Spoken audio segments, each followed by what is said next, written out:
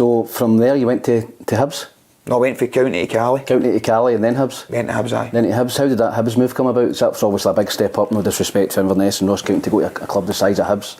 You'd kind of served your apprenticeship up north. I think I was the only player that Hibs bid 110 grand for, and Caley asked for 107,500. That's a true story. I don't know what happened, but that happened. It's like Big Yogi sign you? No, Mixu signed me. Big Mixu. Mixu signed me. So again, totally truthful. I was probably Brewster.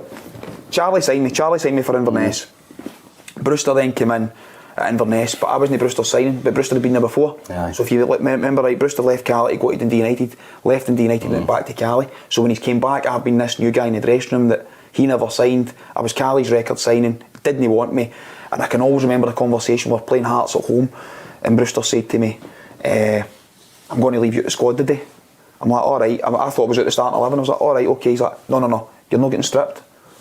Was that just a clash of personality? Because I played with Brewster, I know him well, and I think Brewster was always fitness fanatic, like boys that had an engine and get up and down. I'm surprised that you weren't the kind of his cup of tea. So yeah, that's a strange one. That was a strange one. Because Brewster was always like that type of player. Did you get to the bottom of it? I didn't get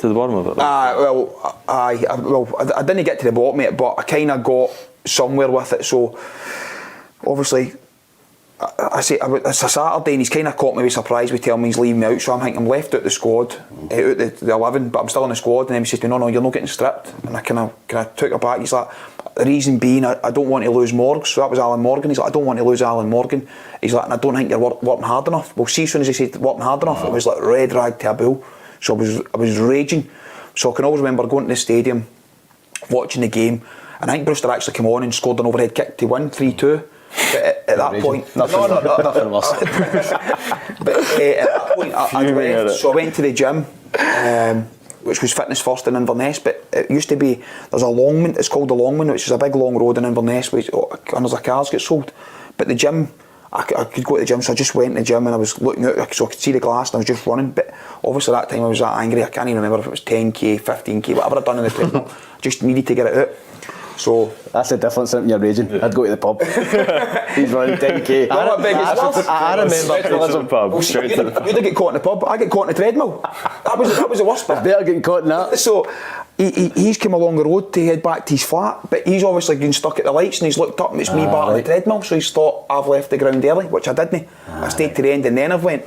So he's pulled me in on a Monday and I says, listen, it's like you're saying working hard. He's like, no, I don't mean working hard. But I was like, no, you've said that. I said, so straight away, you've got my back up with telling me that I don't work hard. So it was like, I was raging at that, and then he left me out. He never didn't games. I wasn't even travelling and all sorts. And I thought, this just isn't working. Me and him, and yet we would do runs on a Monday, which was. Sometimes it's bits for a manager and bits for a player. It was bit of fitness. I experienced it at Dundee United as well. Huge. When I first went up for work experience, he was there. And there were a lot of gym sessions as well when he first came in. Malky Thompson, I think. So did you ever manage it? Never fancied you? Yeah, loads. Yeah. Almost everyone. No, but see, latest one would have been Stephen McLean at St Johnson. Oh, right. He sort of played. He came in at the tail end of the season after Callum Davison got sacked. Took over for about 5 or 6 games. Played all of those games. Pre-season came and I was struggling a little bit with my Achilles, but we didn't have any players.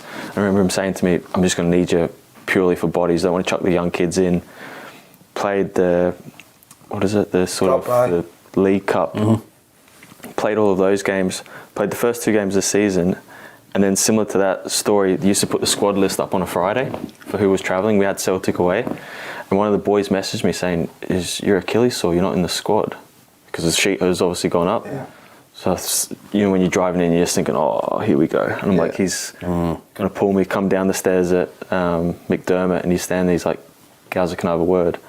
I'm thinking, right, he's dropping me for this game, but let's hear his reasoning.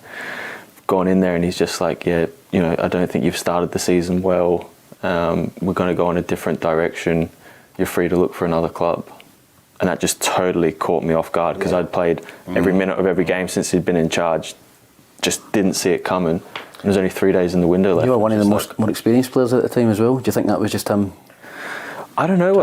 I really don't know. I didn't get to the end of it. I think sometimes though it just happens. It's not as deep as you maybe think it is. They just don't fancy it. I think as a player, it's just instantly you just think like, what have I done to annoy him that much? Do you know? I think that's the hardest part though. Like the hardest part being, like you've played all the games, you've been involved for so long, and then all of a sudden it's like you're not part of my plans anymore. Whereas if you can see it coming, you've not been involved for 5-6 weeks, and then you're like, prepared. Whereas they ones are the hardest. Like that time, I'm not in the squad, and that time for you when you're getting there and you're not even in the list, you think you're unprepared, so you don't actually know what to come back with. And you're kind of thinking, I've got so much like involvement. You go home and you're like, why did I not say this? Why did I not say that? And then you take it home with you, and then the time you go back in, you're ready to go, and the thing but you're still dying to know what the answer is and the reason, and sometimes you don't have the luxury of getting that. You don't. That's the thing.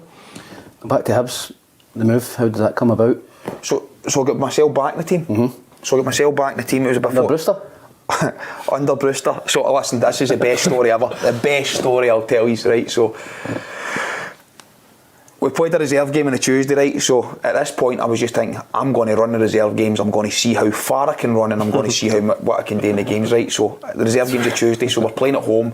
I think I scored 2, we beat Kilmarnock in a reserve game, I can remember it.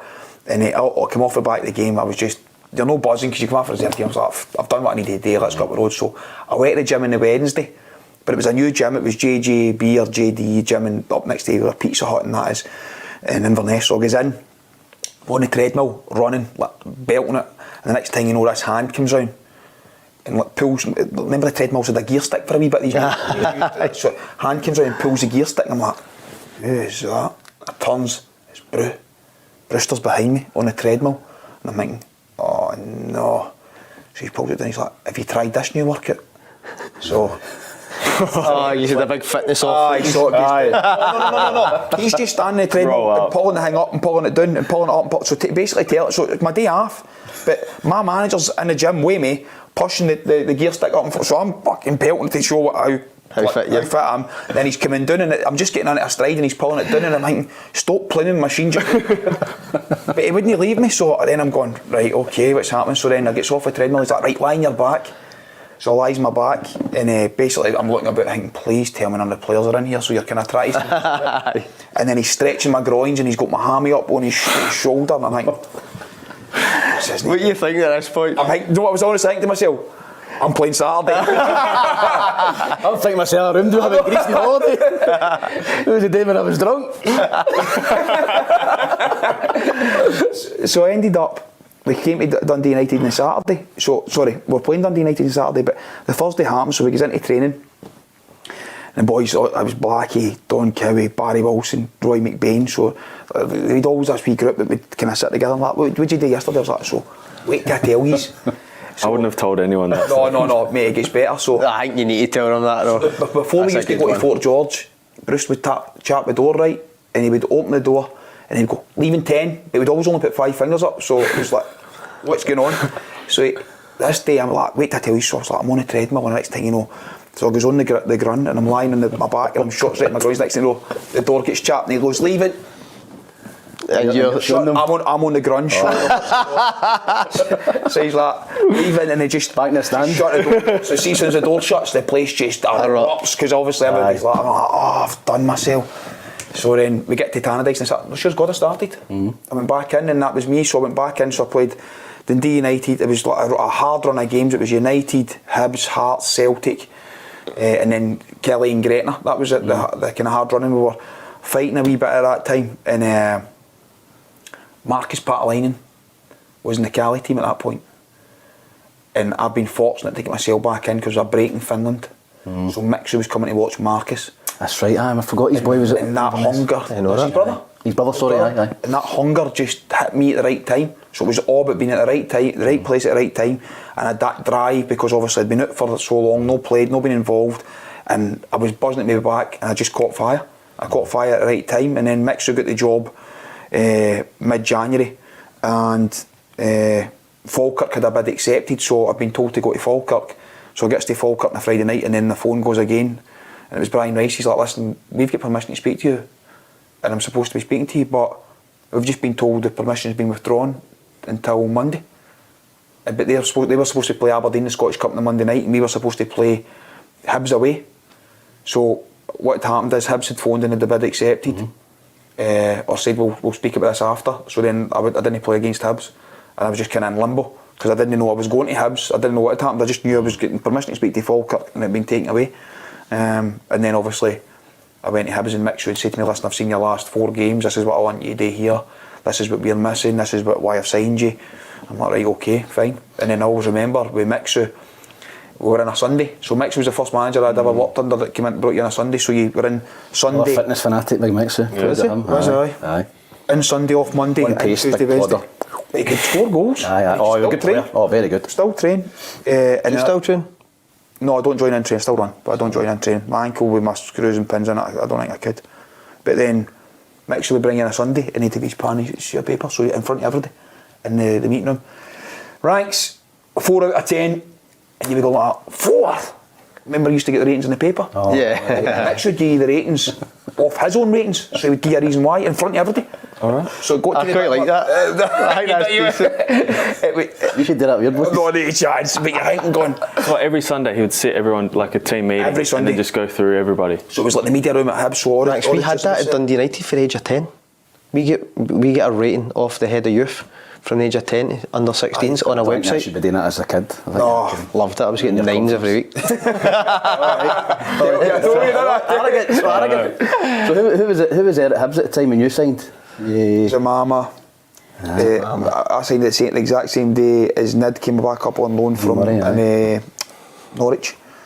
Nish had signed it just no long after. Stokesy there? Play with Stokesy? Stokesy came in, you'd have played him at Falkirk. Played with Stokesy at Falkirk. I think I stopped him getting a doing one night in a Falkirk night out. I don't think that's a story for the show. The Mariki. He's a nut job. Stokesy and Extreme, so talented, Stokesy. Isn't he? finishing unreal. Unreal. He came up to Falkirk when I was there, and I remember it was Alan Gow and Russell Latipi was the 2 strikers, and Pedro Moutinho. And Pedro was injured. Me and Stokesy signed on the same day, and I'd played with Hibs and Dundee. Had 150 games in the SPL. Stokesy had never kicked a ball in senior football. And From Arsenal, this is, isn't it? from Arsenal, 18-year-old, right? And I'm thinking to myself, I'm straight in. You played with Yogi. I'm playing Dundee United next year. I'm in. He's not going to play this wee guy before me, right? So Stokesy on the Friday was unbelievable in training. I'm thinking, he's handy. It'll be good last night. Right, so I'm still thinking to myself, he's not going to play him. So big Yogi reads the team out, and Stokesy's straight into the team, and I'm sitting fuming, just thinking, what's he doing?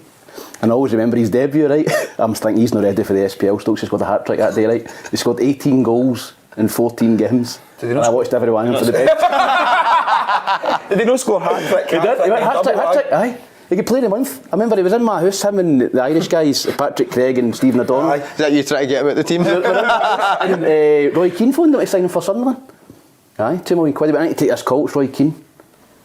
And he ended up. Were you buzzing when he got that call? I was buzzing, but I ended up getting released then. I got a game at Falkirk, but I was Stokesy, so it was due to me and him, and I couldn't get into the team. Gow's away to Rangers in the January, he was flying. That's right. With Russell Latipi playing behind him. But I just talking about Stokesy, his ability was frightening. He was a great footballer. Maybe I think Deek was a better finisher. Aye, Deek obviously. A better finisher, but aye, honestly, but Stokesy came in before he went to Sunderland, and no, did we buy him for Sunderland?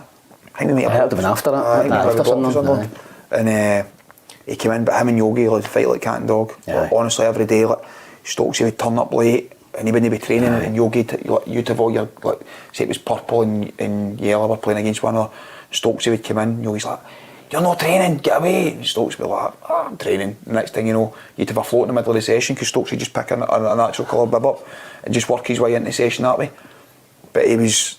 I think Yogi was the type of manager, as long as you were producing the goods. I think Alex was like that a wee bit when I was at Hibs with Russell Latipi. Russell was out all the time, but as long as he produced on the part, I think you can't really get away with it. I don't think now in a modern game. But if you're producing, and Stokesy was the exact same with Yogi. Yogi loved him. Yogi signed him for Inverness and signed him at different places, but in Hibs. So how would you get on with Yogi? Would you think of him as a manager? Brilliant. So entertaining, but see. Clever, but clever the way he set his teams. I always wanted to play football. I always found at Falkirk he was a big rugged centre half. I played with him at Hibs, but You know, he always wanted to play through the lines, and he had a good idea on the game. Aye, so I played against Yogi when he was in Falkirk, so he was coming to the end of his career, and I was just a young boy coming out, and I can always remember I'm ready to run through one day, and somebody had the ball, and it was like I'm making the straight run for the diagonal pass, and he's going to slide me in here, and Yogi just went bang right into the forearm. Get up, you! So, oh my God! But then, 5 years later or something, he's your manager, and I'm thinking to myself, this is just going. Everything was total football. Training was brilliant. You wouldn't even warm up, not a warm up. How good is that sound? Did you do your squats and all in the gym before it? Did you do all your gym work? Gym work, everything. But you struggled with that at Falkirk. He didn't know what was going on, so my dad flies pigeons, right? So the doos, mate. But you can't. So when it comes to the summertime, I would always get the doos in the boot and can't take them through. So obviously I signed for Hibs. So I've got the. Do you know about this type of thing in Glasgow? No, I don't know. So I've got what racing talking about. Do racing. Wallabies earlier. So I've got the do basket, the boot, right? So the do baskets in the boot, so you can hear in the way going. Brrr, brrr. The boys are kind of looking like, what's going on here? But I wouldn't say to them, right? So I'd get to training, and then we'd let them up, which was fine. So then when it came to the following season, when Mixu's left and Yogi's came in, Yogi hadn't a clue, and Chipper hadn't a clue what was going on. So obviously Yogi's into the boxes, so the pitch needs to be soaked before training, so they get the water on, so the water's soaked. So I would wait till the water had soaked the pitch, then I would run out with the pigeon basket and open it and let them out. But of course the feathers are everywhere then, aren't they? But he would come out on the tree, so this went on for I don't know how many weeks, until Chipper clocked it, he realised. So what had happened, he kept going out, he's like, that fox has caught another one. He's always doing that scratch. He said, Chipper. Honestly, and obviously the boys knew, because there's like feathers everywhere, and you pass the ball and there's stuck to a feather, but they weren't nobody would let the cat out of the bag. And Chipper's obviously, one of Chipper's mates who builds fences in Bathgate, where Chipper was from at the time, had said to him, but my dad, Chipper's, he obviously put two and two together. He's like, I think she's bringing me birds. She's like, come here. So I walked out one day, he's like, your dad's doos that are on the pitch, innit? I was like, he's like, I seen him circling the other day there, and he's like, and I spoke to him once, he's like, and I clocked it, he's like, he's been doing that to us the full time. These feathers are all over the pitch, and Yogi's going mental, and then when he clocked it, he was laughing, he's like, can't believe you've done me like that, but he was alright. Aye. The Squiggler. Talk us through the Squiggler. I think it's the only goal that I can remember something being named after John Rankin. True, yeah. With the Squiggler. Was that something you practiced in training? He used to say it in training. Yeah, he did. You practice it, trying to hit and talk with the ball. Remember hitting the valve and all that was that kind of thing. That was a thing at the time. So I tell you how that happened. We were at Easter Road for training, so we were heading to the training ground, and we got a phone call to say training ground's off, make your way to Easter Road. So it was like the Friday before we played Celtic, and the Sunday it was a televised game. That's right. And he's like, you need to get to Easter Road, but obviously I was already on my way to the training ground, but we just did a cut off that would take you back into kind of the back end of Musselburgh and into there. So we goes in, and it was me, Vanzi, I can't remember who else was in the car, but Deke was on the pitch, so Deke had just arrived, so he was at Airfleet, stayed in Airfleet at the time. So we just went out at the middle of the pitch with a bag of balls, and he just started pelting balls, so I ended up involving him. Oh, Deeks? Aye, so me and him was just smashing balls, so how we never done our quad, I don't know, but he's just saying, banger! Squiggler! That's why he was shouting, we were hitting for the halfway line, so you'd hit it, and then the next thing you know, I can always remember, Nishi ended up in goals. So you get me, Deke hitting 45-yard shots, and Nishi's obviously getting the gloves on, trying to dive about, and I'm like, we've not even started training yet, I must have hit about 1,000 balls with the amount of times I went and get back, because you're obviously waiting and everybody else coming in that's stuck in the snow. And then on the Sunday, we were at Easter Road again, and it just so happened Bruni had passed the ball and I cut out in that area, and just because pure type that I was there on the Friday, I hit it, and then listen, it moved all the place. It's not, it doesn't even move. Forrest chucks it. He gambles and it ends up in the back. You see a bit of credit there. Must have moved a wee bit. I've had more movement in balls since then than what I had in that day. Do you know what I mean? You try, but just as soon as you scored, and then so obviously the press asked you after the game, how did that come about? What happened? And you explain it, and then I thought, you know what, it's a Squiggler. But it's like that. Being honest, that was hard to deal with after that. Because every time a ball came to you near the edge of the box, everybody was expecting to go. Because I remember being young at the time, associating John Rankin for long range, you know. Don't let him shoot that from was distance. a thing. And then you get obviously the the people would stop me in Tesco, and I had 2 young kids at the time, Tesco, Morrison's, and be like, oh, can I get a picture? And I'm like, you're not an Old Firm player just because you scored one goal. It was crazy, completely changed for a wee bit. And then after that, obviously, you're talking about on the pitch, as soon as the ball would come out a box or at corner and it would land, like, you'd have 3 or 4 people pressing you, and I'm like, what's happening here? Aye, and the crowd all Like, then a couple ended up in the Rose Ed, and it was alright after that, but that just completely changed it. Right, we're running out of time at the minute, John, but quickly before we go, best player you've played with and best player you've played against? Played with first. You don't need to name us, it's fine. Played with at what level? First team Any level. Consistently, aye. I'd say first team level, not under 12s. Aye. Probably be Scotty. You'd probably say him. No. First team level, the best player I played with. Boozy. I've got a quick story about Beuzelin. I was at Hibs when he signed, so he came in trial from Le Havre, some French team. John Park brought him in, and Tony Mowbray had just come in as a manager at Hibs, and he came in, it just so happened that he sat beside me. He's a trialist, so I'm talking about him. How you doing? Oh, I'm Boozy. Oh, how you doing? So we went out in our 11v11 game. Tony Mowbray had not seen any. It was a first day training for Tony Mowbray, and we done an 11v11 game on the park, and Tony Mowbray sitting in the stand with Mark Venus, and Boozy for the first 20 minutes was incredible, getting the ball, pinging balls about and all that, honestly. So he signed him. So his first wage packet, I hope he doesn't mind me saying this, his first wage packet, he came in, he sat beside me and Grant Brebner, and he came in and he went, Tom, this number here, is this my tax? And I looked at it and it was down the bolt, and I went, no, that's your wage, Boozy. He eventually got a better deal, but he was on absolute buttons at Hibs when he first signed, because Hibs were trying to cut the wage bill under Tony Mowbray. But Beuzelin, I remember, it was the best trialist I've ever seen in my life. 20 minutes, got him off and he signed. But very, very talented player. Technically unreal, but he came out, I can always remember when we were at Hibs, it was like stop, start, because I only played him for 6 months, but we stop, start, and when we went to Parkhead one day, and I was like, I've not played with you for ages, I'm buzzing to be playing with you. He's like, Chris Coleman's here today. Basically telling me he's going to Coventry. Do you know what I mean? I was like, all right, okay, but he'd obviously stop, start, he hadn't been ready to go and play, but this day he was declaring himself fit, and mate, it was at Parkhead, he was, as you say, pinging passes, but it was just as if he was on a skilled playground, and you're playing against like Celtic when you're banging about and you're keeping the ball, and I think to myself, wow. But we closely followed with Liam Miller. Liam Miller's a good player, a really good player. Best player played against? First team level. Did you ever play in the Dundee United, the Barcelona game for you? Yes. Yeah, Toure. Yeah, I thought I you played were against going to Barcelona against Hibs. Best player? Toure, aye. I was on the pitch at the same time as Messi, and then but Toure came on, and at that time he was a young guy, nobody really knew too much about him. But I can always remember trying to get near him at one point, and just went like the hand, and you're like, oh, wow, and then just, I wouldn't say he was fast, but he just ate up grounder. He's just a powerhouse with ability. Aye, it was scary.